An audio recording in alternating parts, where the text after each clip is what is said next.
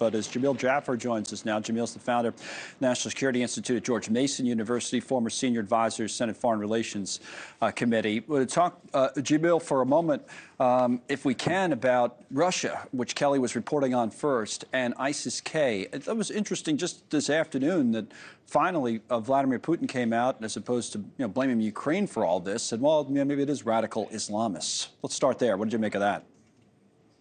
Well, an interesting move by Vladimir Putin announcing that 11 people have been detained. 4 have shown up in court now in various forms of bruising. Appears that they have identified at least some of the plotters involved with ISIS-Khorasan, a splinter group or an affiliate group of the Islamic State. Obviously, a long-standing terror group identified by the United States, now attacking Russia, killing over 130 some odd people, as you mentioned, 180 injured. The real challenge here, though, is I think what this demonstrates is, the resurgence of this terrorism coming out of that region. There was a thought that maybe some of this terrorism had calmed down. We had really put them on the run. But the reality is that this terror threat is very real. It's not just real in Russia, but it's very real here in the homeland, here in the United States, and against our allies as well. I will note that Vladimir Putin did take the opportunity to say that these terrorists were heading for the Ukrainian border as though they were going to hide in Ukraine. He couldn't help himself get not like that one get away either. Right. No evidence of that, of course. But you're right. He always wants to tie Ukraine into it, even when he's saying that it's the radical Islamists, quote unquote, who are responsible for this. So, yeah, that it is what it is. But ISIS-K, you mentioned this resurgence. Tell us about this group in particular. I think probably most notable, what Americans would remember, is that terrible Abbey Gate suicide bombing in Afghanistan. But what should we know about this group? That's exactly right. Well, ISIS-K has been around for a long time, just in various forms. Parts of ISIS-K belong to the Islamic movement of Uzbekistan, which has been launching terror attacks for a long time in Central Asia and the like.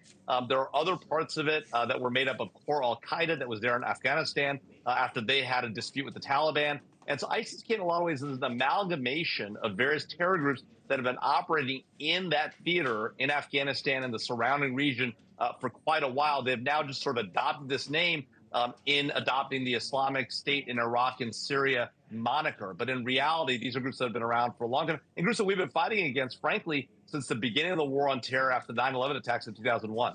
The New York Times headline that flashed up a moment ago says they have global ambitions. I mean, does that include the U.S. homeland? I mean, what should our level of concern be for a group like this, or maybe the larger ISIS group that we, to your point earlier, haven't talked about nearly as much as we used to? Absolutely. They absolutely have intentions against the U.S. homeland and against Americans overseas.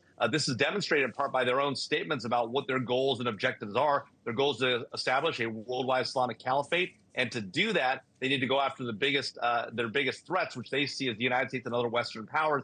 They, by the way, lump Russia in with the rest of the West, obviously not part of the West as we would think about it. Right. But that's how ISIS and ISIS-K thinks about that problem. And they very much have on their agenda to attack the United States. We've, I think, watched that threat a little bit less closely because the war in Afghanistan has now ended with our retreat from there. The war in Iraq is now largely over, although we're being attacked on an almost daily basis. Our soldiers are being attacked by Iranian proxies. And so while our theory is that these wars on terror are over, the reality is the other side doesn't think so. And at the end of the day, they're the ones doing the attacking, so they have the ownership over whether the war is over or not. And they believe the war still is very much ongoing. Yeah, indeed, in their minds. And it's amazing how these groups come back in different forms, as we're seeing right now. Jamil, thank you. Jamil Jaffer with us. Thanks so much for watching. Just go to joinnn.com to find News Nation on your television provider. And don't forget to click the red subscribe button below to get more of News Nation's fact-driven, unbiased coverage.